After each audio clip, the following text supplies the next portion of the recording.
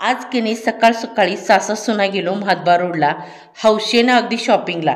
Shopping करता करता वाजला 1. मार्च महिन्याच्या उन्हाने बेहाल झालो दोघे. मग म्हटलं मठ्ठा झालाच पाहिजे. त्यासाठी करायचं काय माहीत का, जरा कमी आंबट दही घ्यायचं आणि घ्यायचं लसूण, जिरे, काळं मीठ, साधं मीठ, कोथिंबीर आणि थोडीशी साखर आवडत असेल तर बरं का. आणि हे छान सगळं घ्यायचं ठेसून. आता हे ठेसलेलं मिश्रण घ्यायचं काढून. कोथिंबीर लसणाचा असा काही जुगाड होतो की आहा हा हा. खलबत्ता बघून घाबरू नकात बरं का, मिक्सरला बारीक वाटायला त्रास होतो म्हणून खलबत्त्यात घ्यायचं वाटून. आता दही घ्यायचं छानपैकी घुसळून. दही आधी घुसळून मग पाणी टाकलं की ताक चांगलं होतं. आता हे आपलं दही झाले घुसळून. आता मी त्यात टाकतं आहे पाणी. पाणी तुम्ही गार टाका फ्रीजचं किंवा माठातलं टाका.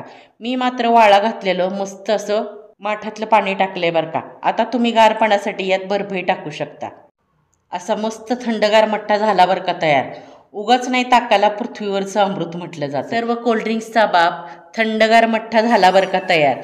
आता सासा सुना मस्त याचा आस्वाद घेणार बरं का.